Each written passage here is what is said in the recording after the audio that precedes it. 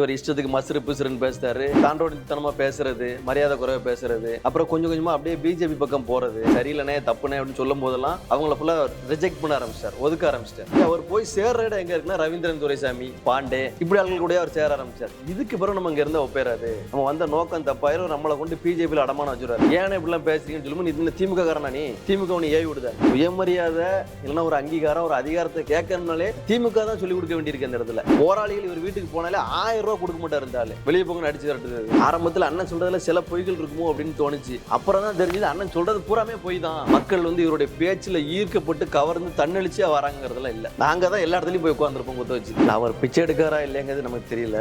அவரால் பிச்சை எடுத்தவன் நிறைய பேர் இருக்கான். அண்மை காலமாக நாம் தமிழர் கட்சியிலிருந்து பலர் கூட்டம் கூட்டமாக வெளியேறி வருகின்றனர். அண்மையில் வெளிவந்த தோழர் பார்வின் அவர்கள். வணக்கம் தோழர். வணக்கம். நீங்க எந்த காரணத்துக்காக நாம் தமிழர் கட்சியை விட்டு வெளியே வந்தீங்க? அதாவது ஒரு இயக்கம் ஒரு கட்சி செயல்படணும் அப்படின்னா அதுல நம்ம இருக்கணும் அப்படின்னா 2 விஷயம் இருக்கணும். ஒன்று கொள்கை, இன்னொன்று அந்த கொள்கையை மக்கள்கிட்ட விதைச்சு அதன் மூலமா அறுவடை செய்யக்கூடிய வெற்றி. இந்த 2 முக்கியம் ஒரு இயக்கத்துக்கு. ஆனால் முதல்ல உள்ள கொள்கை இருந்துச்சு நாம் தமிழர்ல. 2வதுல அந்த வெற்றி ஒரு நாளும் கிடைக்காது. இவர் அரியணையில் போய் உட்கார போகிறதும் இல்லை, நாங்கள் எம்எல்ஏவோ எம்பியாவோ அட்லீஸ்ட் ஒரு கவுன்சிலரை கூட ஆக முடியாது அப்படின்னு தெரிஞ்சு தான் நாங்கள் அந்த நாம் தமிழர் கட்சியில் பயணிச்சுட்டு இருந்தோம். காரணம்னா ஒன்றே ஒன்று தான், தமிழர் நலன், தமிழ் தேசியம், தலைவர் பிரபாகரன். இதுக்காகத்தான் நாங்கள் அதில் இருந்தோம். ஆனால் இவர் நாள் போக்கில் என்ன ஆச்சுன்னா 2019 வரைக்கும் எங்கள் பார்வையில் சரியாக இருந்த மாதிரி தெரிஞ்சுது. 2019 நாடாளுமன்ற தேர்தலுக்கு அப்புறம் இவருடைய போக்கு பேச்சில் ரொம்ப தாண்டோடித்தனமாக பேசுறது, மரியாதை குறைவாக பேசுறது, அப்புறம் கொஞ்சம் கொஞ்சமாக அப்படியே பிஜேபி பக்கம் போகிறது, அடிக்கிறது பூரா திமுகவை தான் அடிப்பார். அவருக்கு திராவிடம் எதிரியா இல்லையாங்கிறத தாண்டி திமுகவும் தலைவர் கலைஞருடைய குடும்பமும் அவருக்கு மிகப்பெரிய எதிரியாக அவர் பார்க்காரு. அது யார் கொடுத்த அஜெண்டா என்னங்கிறது தெரியல. அவர் இன்னைக்கு இவ்வளோ பெரிய ஒரு கட்சிக்கு தலைவராக இருக்காரு அப்படின்னா இன்னைக்கு தலைவர் ஒரு பேச்சாளராக மட்டும்தான் உணர்ந்துட்டு இருக்காரு. அந்த பேச்சாளருங்கிறதே திராவிட இயக்கமும் திமுகவும் அவருக்கு போட்ட சாப்பாடு தான் அது. அதை மறந்துட்டு தான் அவர் இந்த ஆட்டம் ஆடிட்டு இருக்காரு. நாங்கள் என்ன நினச்சோம் அப்படின்னா இவரை சரி பண்ணிடலாம், பிஜேபி பக்கம் மொத்தமாக போயிட மாட்டார், நம்ம அவரை சரி பண்ணலாம்னு நினச்சிட்டு இருந்தோம். வாய்ப்பு கிடைக்கும் போல சொன்னோம். அவர் அதை காது கொடுத்து கேட்கறது இல்லை. யாரெல்லாம் அவருக்கு கருத்து சொல்ல ஆரம்பிச்சாங்களோ, யாரெல்லாம் அவருக்கு ஏன்னா சரியில்லைனே தப்புனே அப்படின்னு சொல்லும் போதெல்லாம் அவங்கள ஃபுல்லாக ரிஜெக்ட் பண்ண ஆரம்பிச்சிட்டார், ஒதுக்க ஆரம்பிச்சிட்டார்.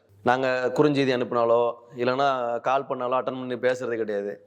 அவருடைய அப்படியே போக்கு எங்களை மாதிரி ஆள்கிட்ட இருந்து விலகி, சரி எங்களையாவது விடுங்க, மேல் மட்டத்தில் இருந்த ராஜீவ்காந்தி அண்ணன், கல்யாண சுந்தரனே, அடுத்த இப்போ கடைசியாக வெற்றிக்குமரனே, இவங்ககிட்ட இருந்தெல்லாம் தள்ளி போக ஆரம்பிச்சிட்டார். தள்ளி போய் அவர் போய் சேர்ற இடம் எங்கே இருக்குன்னா ரவீந்திரன் துரைசாமி, அவன் பேர் என்ன, நம்ம அவர் பாண்டே இப்படி ஆட்கள் கூட அவர் சேர ஆரம்பிச்சார். இதுக்கு பிறகு நம்ம இங்கே இருந்தால் ஒப்பேறாது, நம்ம வந்த நோக்கம் தப்பாயிரும், நம்மளை கொண்டு பிஜேபியில் அடமான வச்சுருவார். அப்படின்னா தான் நாங்கள் டைரெக்டாக பிஜேபிக்கே போயிருப்போமே. நம்ம வந்தது தமிழ் தேசியம் அப்படிங்கிற கொள்கையை நம்ம ஏற்று வந்தோம். இப்போ இதுலேருந்து வெளியில் வரணும், நம்ம உள்ள அவர்கிட்ட சில கேள்விகளை கேட்டு ஒரு சரி பண்ணலாம்னு நினைக்கும் போது அவர் போடா வெளியே போடாங்கார். அப்போ நம்ம ஒரு கேள்வி கேட்கும், ஏன்னா இப்படிலாம் பேசுறீங்கன்னு சொல்லும்போது இந்த திமுக காரனா நீ திமுக ஏவி விடுதான்னு. அப்போ சுயமரியாதை இல்லைன்னா ஒரு அங்கீகாரம் ஒரு அதிகாரத்தை கேட்கணும்னாலே அது திமுக தான் சொல்லிக் கொடுக்க வேண்டியிருக்கு அந்த இடத்துல. அது அந்த ஆளே ஒத்துக்கிட்டார். அப்போ நம்ம பார்த்தோம், சரி இதுக்கு மேலே இங்கே இருந்தால் சரியாக இருக்காது. ஏன்னா எங்கள் எல்லாருமே எங்கள் குடும்பம் எல்லாமே திமுக குடும்பம் தான். உண்மையிலே ஒரு சுயமரியாதைக்காரனாக நம்ம இருக்கணும்னு முடிவு பண்ணோம். வெளியே என்ன செய்யலாம் அப்படின்னு யோசிக்கும்போது சவுந்தரபாண்டிய நாடார்னு அவர் சவுந்தரபாண்டிய நாடாராகிய நான் இன்று முதல் சவுந்தரபாண்டியனார் என்று அறிவிக்கிறேன்னு சொல்லி சுயமரியாதை மாநாட்டில் அவர் பேசுகிறாரு. அப்போ அதை படிக்கும், இப்படி ஒரு ஆள் இருந்திருக்காரா அப்படிங்கிறது அங்கே அப்புறம் படிக்கும். அப்புறம் நாம் தமிழர் கட்சியை உருவாக்குன சீப்பா ஆதித்தனார்னு ஒருத்தர் இருந்தார், அவர் தானே உருவாக்குனாரு, அதை படிப்போமே அப்படின்னு அவரை எடுத்து படிக்கும் பொழுது அவரும் கடைசியில் திமுகவில் தான் தன்னை கரைச்சிருக்காரு, சபாநாயகராக இருந்திருக்காரு, அவருடைய கொள்கைகள் இங்கே அவர் நிலைப்படுத்தியிருக்காரு. அப்போ நம்ம சரியான முடிவு எதுன்னு பார்க்கும்போது அந்த ஆளே சொல்லுதாரு, உனக்கு அதிகாரத்தை நீ கேட்கணும் அப்படின்னா உனக்கு திமுக தான் சொல்லிக் கொடுக்கணும் அப்படின்னு அவரே சொல்லுதாரு, ஒத்துக்கிடுறாரு. அப்போ நம்ம சரியான பாதை திமுகவை தான் இருக்கும், நம்ம தாத்தா ஆதித்தனாரோட வழியில் போயிட வேண்டிதான். ஏன்னா அவர் இவர் சொல்லுவார், சீமானு என்னுடைய முன்னோர்கள் ஆதித்தனார் செய்த தப்பை நான் செய்ய மாட்டேன் அப்படிம்பார். அவர் பாரிஸ்டர் பட்டம் பெற்று வந்தவர், லண்டனில் போயிட்டவர், அப்படி தானே. அவர் செஞ்ச தப்பாக அது திமுகவில் போய் அவர் இணைஞ்சது. நான் அதை தப்பாக பார்க்கல, சரியான முடிவு, காலத்தின் அருமை கருதி இந்த கருத்தியல் நீர்த்து போயிடக்கூடாது அப்படிங்கிறக்காக அவர் எடுத்த நல்ல முடிவாக நான் பார்த்தேன். அதை நம்மளும் பார்த்தோம். நம்ம கூட ஒரு அன்னைக்கு 33 பேர் வெளியில் வந்தாங்க பொறுப்பாளர்கள், அது போக 50 பேர் வெளியே வந்திருந்தாங்க. எல்லாருமே உட்காந்து பேசணும் என்ன செய்யலாம் அப்படின்ட்டு. நான் இந்த கருத்துக்களை பேசும் பொழுது சரியாக தான் இருக்குது, நம்ம தாத்தா எடுத்த முடியல நம்ம நிற்போம்பா அப்படின்னு முடிவு பண்ணி திமுகவில் வந்து இணைஞ்சோம். அதுதான் சரியான தமிழ் தேசியம். இதுதான் திமுக வந்து நம்ம விடுதலை புலிகளுக்கு ஆதரவாக இருந்தாங்க அப்படிங்கிறதுக்காகவே ஆட்சி கலைக்கப்பட்ட கட்சி திராவிட முன்னேற்ற கழக கட்சி. இதுக்கு மேலே நமக்கு என்ன வேணும்? நீங்கள் என்ன பண்ணிட்டீங்க? நாம் தமிழர் கட்சி சீமானும் வந்து நாங்கள் தான் தமிழ் தேசியத்துக்கான பேட்டன் ரைட்ஸ்ன்னு பேசுகிறாங்க. ஏதாவது ஒரு முகாமில் போய் இருந்து இவங்க சாப்பாடு கொடுத்தது உண்டா? கிடையாது. திருநெல்வேலி மாவட்டத்தில் சுப்பிரமணியபுரம்னு ஒரு முகாம் இருக்குது. அந்த முகாமுக்கு ஒரு நாள் சீமான் போயிருப்பாரா? அங்கே விடுங்க, சென்னையில் எத்தனையும் இருக்குது எனக்கு தெரியாது, சென்னையில் இருக்கலாம், அங்கே போயிருப்பாரா இவர்? சில போராளிகள் இவர் வீட்டுக்கு போனாலே 1000 ரூபா கொடுக்க மாட்டார் இருந்தாலும், வெளியே போங்கன்னு அடிச்சு விரட்டுது. இதெல்லாம் எங்களுக்கு தெரியும், நாங்கள் உதவி பண்ணியிருக்கோம் சிலருக்கு. அப்போ பார்க்கும் பொழுது இது சரியான இடம் இல்லை, நம்ம அங்கே போயிடலாம் அப்படின்னு சொல்லிட்டு திமுகவில் வந்து இணைஞ்சி அதே தமிழ் தேசிய சிந்தனையோட தான் இருக்கோம் நாங்கள். ஏன்னா அங்கே எங்களுக்கு எந்த இடர்பாடும் இல்லை. ஒரு அதிகாரமுள்ள ஒரு கட்சியில் பயணிக்கிறோம். மக்களுக்கு சரியான தேவைகளையும் எங்களுடைய மோட்டோவாக இருக்கக்கூடிய தமிழர் நலன், தமிழ் தேசியத்தை இங்கேருந்து வென்றெடுப்போங்கிற நம்பிக்கையோடு அங்கே வந்திருக்கோம். மகிழ்ச்சி தோழர். வாசித்தல் உங்களை வந்து திராவிட முன்னேற்ற கழகத்துக்கு அழைத்து வந்ததுன்னு சொல்லியிருக்கீங்க, ரொம்ப மகிழ்ச்சி. நீங்கள் சீமான் அவர்களை வச்சு பல கூட்டங்கள் நடத்தியிருப்பீங்க, உங்களுக்கு அனுபவம் இருந்திருக்கும். அவருடைய கூட்டங்களுக்கு பலர், குறிப்பாக இளைஞர்கள் அதிகமாக வர்றது காணப்படுது. அது என்ன காரணத்தினால நினைக்கிறீங்க? அவரை நோக்கி இளைஞர்கள் வர்றது காரணம் என்னவா இருக்குன்னு சொல்லுங்க தோழர். காரணம்னு அதாவது முதல்ல ஒரு தலைவர் பிரபாகரனை உயர்த்தி பிடிச்சி பேசுறது தான். நீங்கள் வந்து திரையில் வந்து ஒரு கதாநாயகன் வந்து ஒரு நடிகர் ஒரு சூப்பர் ஹீரோவாக நடிக்கிறத பார்த்து நம்மால் கைத்தட்டி அவன் தான் தலைவன் அப்படிங்கிற ரேஞ்சுக்கு போயிடுறான். இப்போ உண்மையிலே ஒருத்தர் அப்படி வாழ்ந்திருக்காரு அப்படின்னு நினைக்கும்போது, அதை பற்றி எடுத்து சொல்லும்போது, அதுவும் இவர் வந்து எப்படி பேசுவார் நீங்கள் பார்த்துருப்பீங்க, நரம்புகள் புட்டைக்க பேசுவார் அவர். அப்போ அதை பார்க்கும்பொழுது நம்மளுக்கு வந்து ஒரு ஆர்வம் வந்துடுது, நம்மளில் ஒருத்தர் அப்படி இருந்திருக்காரியா அப்படின்னு. அப்போ இந்த ஆள் சொல்கிறத கேட்போம் அப்படின்னு சொல்லி உள்ளே போய் கேட்க போகிறது. ஆரம்பத்தில் அண்ணன் சொல்கிறதுல சில பொய்கள் இருக்குமோ அப்படின்னு தோணுச்சு. அப்புறம் தான் தெரிஞ்சுது அண்ணன் சொல்கிறது பூராமே பொய் தான் அப்படின்னு தெரிஞ்சுது. அதுக்கப்புறம் நாங்களாம் வெளியே வந்துட்டோம். சரி, அது ஒரு பக்கம் இருக்கட்டும். அந்த கூட்டங்கள் எப்படி சேருது? அவர் உணர்ச்சி பெருக்கோட பேசுறதுனால தான் அந்த கூட்டங்கள் சேருது. இன்னொன்று என்னென்னா, இப்போ உதாரணத்துக்கு இப்போ எங்கள் திருநெல்வேலி மாவட்டம்னு வைங்களேன். திருநெல்வேலி மாவட்டத்தில் 5 தொகுதி. 5 தொகுதியில் இப்போ பொறுப்பாளர்கள்னு பார்த்தோம்னா அந்த மாவட்டத்தில் பார்த்தோம்னா ஒரு 100 பொறுப்பாளர் இருப்போம். அப்போ பக்கத்தில் எல்லாத்தையும் சேர்த்து பார்த்தோம் அப்படின்னா ஒரு 400-500 பொறுப்பாளர் இருப்பாங்கன்னு வைங்களேன். தென் மாவட்டத்தில் தான் சீமானுக்கு வந்து நாம் தமிழர் கட்சிக்கு கட்டமைப்பு ஓரளவுக்கு நல்லா இருக்கிறது வந்து தென் மாவட்டத்தில் தான். இப்போ ஒரு தென்காசியில் கூட்டம் போடுதாரம் வைங்க, விருதுநகரில் பார்டர் இருக்கக்கூடிய 2 தொகுதிக்கு பக்கமாயிரும். தென்காசி மாவட்டத்தில் இருக்கக்கூடிய 5 தொகுதிக்கு அது முக்கியமான இடம். திருநெல்வேலியில் இருக்க 5 தொகுதி. இப்போ இதில் இருக்க பொறுப்பாளர்கள்லாம் வரும்போதே ஒரு கூட்டம் வந்துடுவாங்க ஆட்டோமேட்டிக்காகவே. அது போக நாங்கள் கூட்டம் வரக்கூடிய ஆட்கள் இந்த 300 பேர் 400 பேர் தான் எங்கே போனாலும் போய் உட்காருவோம். அந்த 3 மாவட்டம் 4 மாவட்டத்துக்குள்ளே எங்கே கூட்டம் நடந்தாலும் நாங்கள் தான் போய் உட்காருவோம். சில இப்போ 4வது மாவட்டத்தில் எங்களுக்கு தூரம் அதிகமாக இருக்கும், அப்போ அந்த மாவட்டத்திலலாம் உட்காந்துருப்பான். இப்போ இது ஒரே கும்பல் தான் சுற்றி எங்கே கூட்டம் நடந்தாலும் போகிறது. இப்போ இதுதான் அவங்களுக்கு பார்க்கறதுக்கு எப்போவுமே கூட்டமாக இருக்க மாதிரி தெரியுது. புதுசாக பொதுமக்கள் இவர் பேசுகிற கருத்தை கேட்டு வந்து கேட்போமே, என்ன பேசுகிறாருன்னு கேட்போமே அப்படின்ட்டுலாம் யாரும் வர்றதில்லை. அப்படி பேசக்கூடிய நபராகவும் இவர் இல்லை. உங்களுக்கே தெரியும் மேடைகள் எவ்வளோ அநாகரிகமாக பேசிகிட்டு இருக்காருன்ட்டு. நாங்கள் தான் சரி கழுதை வைக்கப்பட்டோமே பொதி சுமக்கணுமே அப்படிங்கிறதுக்காக இவர் கூப்பிட இடத்துக்குலாம் நாங்கள் போய் உட்காந்து கை தட்டிட்டு வருவோம், அவ்வளோதான். அதனால் பெரிய ஒரு மக்கள் வந்து இவருடைய பேச்சில் ஈர்க்கப்பட்டு கவர்ந்து தன்னெழுச்சியாக வராங்கிறதுலாம் இல்லை. நாங்கள் தான் எல்லா இடத்துலையும் போய் உட்காந்துருப்போம் குத்த வச்சு. பல கூட்டங்களை தொடர்ந்து சீமான் நடத்திட்டு வர்றார். நீங்கள் சொன்ன மாதிரி அறிவு வயப்பட்ட தோழர்கள் இல்லாமல் உணர்ச்சி வசப்பட்ட தோழர்கள் அதிகமாக வர சொல்லியிருக்கீங்க. ஆனால் அவர்கிட்ட கேட்கும்போது நான் பிச்சை எடுத்து தான் பிழைக்கிறேன் அப்படின்னு வெளிப்படையாக பேட்டியில் சொல்கிறார். ஆனால் அவரால் இத்தனை கூட்டங்கள் நடத்த முடியுது. பல வலையொலிகள் அவருக்கு ஆதரவாக 170 கிட்ட வலையொலிகள் வந்து அவருக்காக செயல்படுது.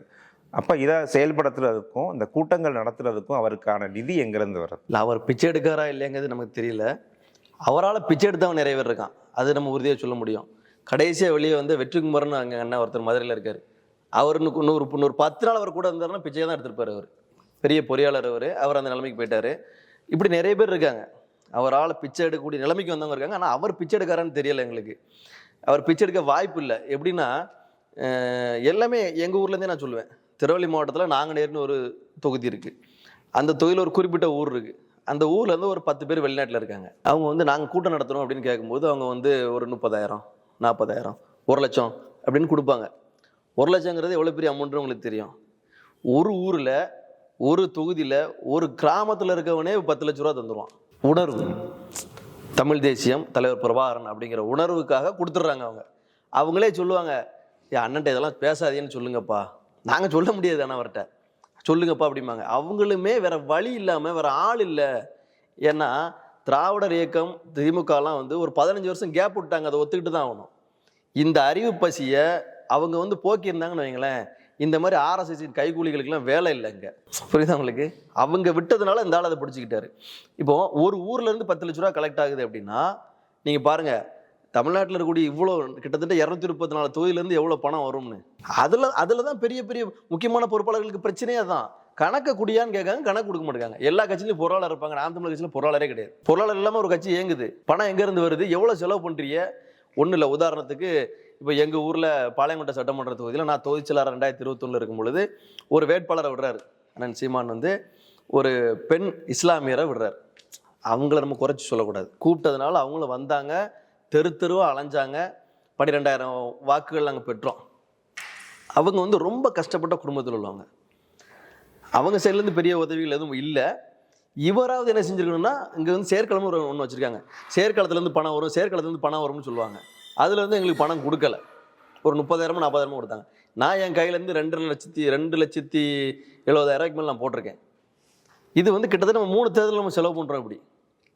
ஆனால் அவர் 10 பைசா இழக்கிறது கிடையாது. நம்ம வந்து ஒன்று சொல்லுவார் பத்திரிக்கையில், வென்றால் மகிழ்ச்சி தோற்றால் பயிற்சின்ட்டு. அவர் பயிற்சி எடுக்கிறது இல்லை. பயிற்சி நாங்கள் தான் எடுக்கோம். பயிற்சி எடுத்தே நாங்கள் டயர்ட் ஆகிட்டோம் இப்போ. ஏன்னா அவ்வளோ லட்சங்கள் நாங்கள் செலவு பண்ணியிருக்கோம். அவருக்கு வந்து வெளியிலேருந்து அது இதில் வேறு என்னென்னா, தேர்தல் டைமில் எங்களுக்கு பணம் அனுப்புங்கன்னு சொல்லி அவர் இப்படி நின்றுட்டு பேட்டிலாம் கொடுப்பாரு, இந்த வீடியோ போடுவார். அப்போ அதில் பணம் நிறைய வந்து குமியும் வெளிநாடுகள்லேருந்து. இப்போ கட்சி விட்டு வெளியே வந்த பிறகு ஒருத்தர்கிட்ட பேசும்போது, நீங்கள் என்னண்ணே இப்போ பணம் அனுப்புறீங்களான்னு சொல்லி கேட்கும்போது, இல்லை நாங்கள் அனுப்புறதில்லை அப்படின்னாரு. சரிண்ணே, எவ்வளோண்ணே அனுப்பிக்கிட்டு இருந்திய அப்படின்னு கேட்கும். 10ல் 1 நாங்கள் வாங்குகிற சம்பளத்தில் 10ல் 1 கொடுப்பாங்க. இந்த கிறிஸ்தவத்தில் வந்து தசம பாகன்னு ஒன்று சொல்லுவாங்க, 10ல் 1 கடவுள் கொடுக்கணும்ட்டு. இந்த ஆளை கடவுள் ஒரு பெரிய மீட்பர் மெஸ்ஸியான்னு நினச்சி அந்த மக்கள் கொடுத்துக்கிட்டு இருக்காங்க. இங்கே குடியும் கூத்துமா கும்மாலம் அடிச்சுக்கிட்டு இருக்காங்க இவங்க. இவர் வந்து தமிழ் தேசியம் படிச்சிருவார், தனி நிலத்தை வாங்கி கொடுத்துருவாருன்னு நம்பிக்கிட்டு அங்கேருந்து ஏமாந்து அந்த மக்கள் பணத்தை கொடுத்துட்டு இருக்காங்க. பணம் வருது, இப்போ கொஞ்சம் குறைஞ்சிருக்கு. முக்கியமான பொறுப்பாளர்கள் உள்ள இல்லை, வெளியே போகிறாங்க. இவர் இஷ்டத்துக்கு மசுறு பிசுறுன்னு பேசுகிறாரு. நித்யானந்தா கூட இருக்கலாம் ஃபிகரப் பாடுறான்னு பேசுகிறாரு. இப்படி ஒரு தரங்கட்ட ஆளுக்கு நம்ம பணம் அனுப்ப வேண்டாம். அப்படி நம்ம நினச்சிருக்க கொள்கை, நான் கட்டமுன்னா போனாலும் பரவாயில்ல, நம்ம பணத்தை இவருக்கு நம்ம கொடுக்க வேண்டாம்னு சொல்லி பணத்தை இப்போ நிப்பாட்டாங்க. மக்கள் நிறைய குறைச்சிட்டு இருக்காங்க. இன்னும் வருங்காலத்தில் அது சுத்தமாக நின்றோம். நீங்கள் திராவிடமே தமிழ் தேசியத்திற்கு அடிப்படை அப்படின்னு சொல்கிறீங்க. ஆனால் சீமான் வந்து திராவிடத்தை தமிழ் தேசியத்திற்கு பகையாக முன்னிறுத்துகிறார். உங்களுடைய புரிதல் என்ன? திராவிடத்திற்கும் தமிழ் தேசியத்துக்கும் உள்ள நட்பு என்ன அப்படின்னு பற்றி சொல்லுங்கள். அதாவது தமிழ் தேசியத்திற்கு எதிரியாக எது இருக்க முடியும் அப்படின்னா ஆரியம் இருக்க முடியும். தமிழருக்கும் ஆரியத்திற்கும் தான் பிரச்சனை பல ஆண்டு காலமாக இருந்திருக்கு. சீமான் சொல்கிற மாதிரியே தான். திராவிடம்ங்கிற சொல் எப்படா இருந்துச்சு? 2000 வருஷத்துக்கு முன்னாடி இருந்துச்சா, 3000 வருஷத்துக்கு முன்னாடி இருந்துச்சா அப்படிங்காரு. இல்லை, அப்போ தமிழருங்கிறது அன்றைக்கி இருந்துச்சுல்ல, ஆரியம்ங்கிறது அன்றைக்கி சண்டை போட்டுட்டு தானே இருந்துச்சு. ரெண்டும் பல ஆயிரம் வருஷமாக சண்டை போட்டுக்கிட்டு தானே இருக்குது. இன்றைக்கி நீ அதை விட்டுட்டு நீயே சொல்கிறல, என் உதிரத்தில் உதிர்ந்ததுவே அப்படின்னு சொல்லுதல்ல. மலையாளம், தெலுங்கு, கன்னடம், துளு இதெல்லாம் என்ன இருந்து வந்ததுன்னு சொல்லுதல்ல. அப்போ நீ தாய், உன் பிள்ளைகள் தானே அது. நீ எதிரியாக யாரை கொண்டு கற்பிக்க? உனக்கு உண்மையான எதிரி பல ஆயிரம் வருஷமாக ஆரியம். அவனுக்கு பேரறிஞர் ஆயிட்டாப்புல, உனக்கு நட்பு சக்தி ஆயிட்டாப்புல. பாரதியாரியன் பாட்டன்னா பெரியார் உனக்கு எப்படி எதிரியா வர்றாரு? நியாயமான கேள்வி தானே. அப்போ இதுதான் ஒரு சாதாரண விஷயம். சுவாமிநாத ஐயர் தாத்தாவா இருந்தாரு. நீ இங்க இருக்கக்கூடிய உனக்காக போராடின உன்னை விட சிறப்பா தமிழ் தேசியம் பேசின அண்ணா வந்து எதிரியா இருந்தாரு, விரோதியா இருந்தாரு. ஒரு 4-5 வருஷத்துக்கு முன்னாடி வரைக்கும் தஞ்சாவூர்ல இருந்து சங்கர் ஐயர்னு ஒருத்தர் எழுதி கொடுத்ததான் எங்க அண்ணன் சீமான் பேசிக்கிட்டு இருந்தாரு. அவர்லாம் சொந்தக்காரர் ஆயிடுறாங்க. அதுதான் ஆரியம் தான் நமக்கு வந்து தமிழருக்கும் தமிழ் தேசியத்துக்கும் எதிரி. இவர் திராவிடம் எதிரின்னு கற்பிக்க வேண்டியதில்லை. உள்ளே இருக்கும்போது நாங்கள் படிக்கலை, பெரியாரையோ அண்ணாவையோ திராவிட இயக்கங்களை பற்றி நாங்கள் படிக்கலை. வெளியே வந்த பிறகு படித்து பார்க்கும்போது, இந்த ஆள் இதில் உள்ள பாதி தான் எடுத்து பேசிக்கிட்டு இருக்காரு, முழுசு இங்கே இருக்குது, கேள்வியும் பதில் இங்கே இருக்குது. அப்போ இது சரியான தமிழ் தேசியம். திராவிடம்ங்கிற பேரில் எல்லாரையும் அரவணைச்சு கொண்டு போகணும்னு விருப்பப்படுதாங்க. அதில் என்ன தப்பு இருக்க போகுது அப்படிங்கிற புரிதலோடு இப்போ இருக்கோம். சரியான முறையில் உங்கள் புரிதலை விரிவாக விரித்துரைச்சிங்க. நன்றி தோழர். நன்றி.